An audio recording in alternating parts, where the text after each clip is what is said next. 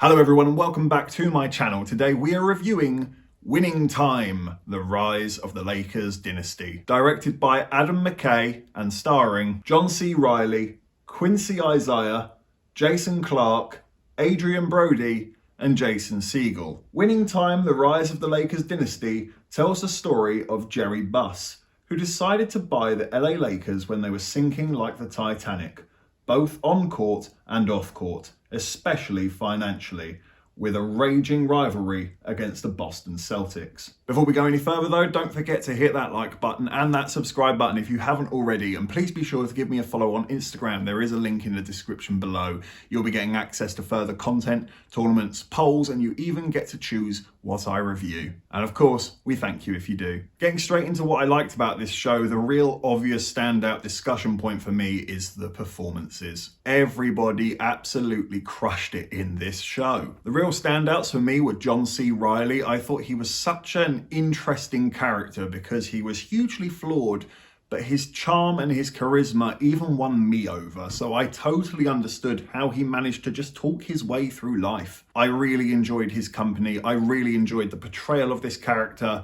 I thought John C. Reilly was absolutely outstanding here. I also want to give a lot of praise to Jason Clarke in his portrayal of Jerry West, and I know that that's an unpopular opinion. A lot of big basketball fans are saying that this is not an accurate portrayal of Jerry West whatsoever, and they actually find it a little bit insulting towards the real guy. A man so good at basketball that they chose to use his silhouette in the NBA logo. But as somebody who doesn't actually know Jerry West, not that deeply, more so by name and by records, I still had a lot of fun with this character, and I really like what Jason Clarke did with it. I didn't get angry with him. I didn't get annoyed with him. I liked that he was raw. I liked that he was angry. I liked that he was competitive. I think I liked him because I kind of saw a little bit of me in him. I get like that sometimes on the playing field, I must admit. He wants to win more than anything, and even when he wins, he still wants to win. I just like people like that. And a bit of a newcomer who definitely deserves some praise is Quincy Isaiah, who plays Magic Johnson.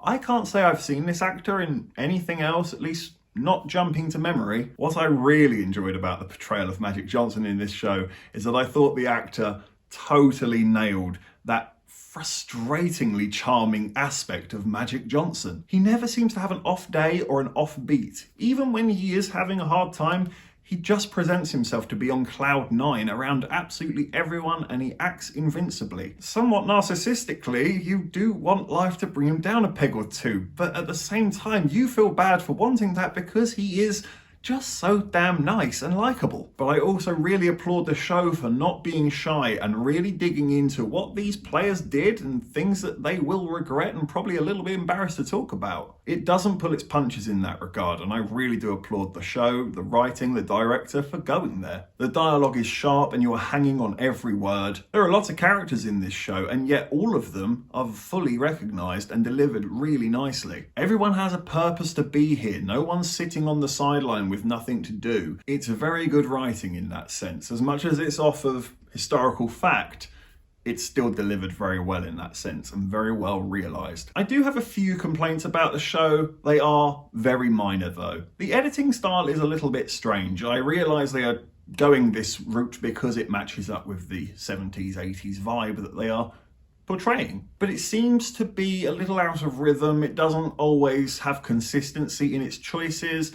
There's moments where it will freeze frame, but the audio will continue, and then we'll continue the reel. It's almost as if your TV was buffering for a split second. It just pulled me out personally. It was so infrequently used that when it happened, it just sort of went, hey, what, huh? I also have very mixed feelings towards the use of direct address. If you're not sure what that means, it's when a character breaks the fourth wall. They're doing their thing, they're going for a jog, and then they turn to the camera, they fully acknowledge the audience, and they start talking to you, as in, you know, House of Cards would do. Again, it's just used a little bit too impartially for it to really hit home and feel necessary. I enjoyed it when John C. Reilly's character was doing it, especially in the early episodes, because a lot of what he was saying was so deep, interesting, quotable, factful. You learn something from it. And it also really gave you a sense of his character. It's when other characters start doing it, it sort of muddies the rules as to what perspective this is coming from. And I also don't think they deliver it as well or with as much charm and character as John C. Reilly does. So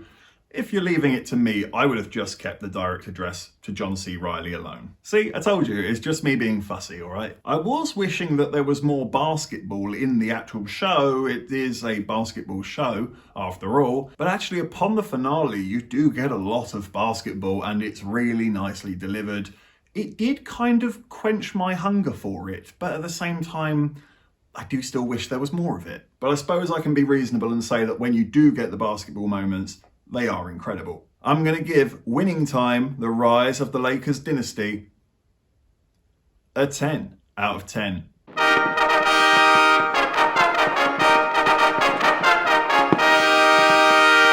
I may have had little problems and flaws, but ultimately I really can look past them and see this for an outstanding piece of work, because it is. The story was fascinating. I learnt a lot from watching the show, as well as just enjoying it and relaxing, you know, as you do with a good series. Performances really were out of this world. I really like these characters. I hope we get to see more of them eventually in the future. I am doubtful though. This does kind of feel like a one and done. I really enjoy the depth of the story as well as the characters. And the biggest compliment that I can pay this show is that while I was watching the series finale, there was about 10 minutes left and I had to go. I was running late. I just sort of was standing around waiting for the show to finish. I was late because the show made me late. That's a big thumbs up in my book. If you're a fan of films like Moneyball or Coach Carter, definitely check this out. If you're a basketball fan, definitely check this out. If you're a fan of really good writing, good characters, and interesting story, check it out. This is possibly my favourite show of the year so far. Thank you for watching this review. Please be sure to hit that like button and hit that subscribe button if you haven't already, and please be sure to hit the comment section. Have you seen Winning Time? What did you think about it? Let me know in the comment section below. Take care, and I look forward to seeing you on the next review.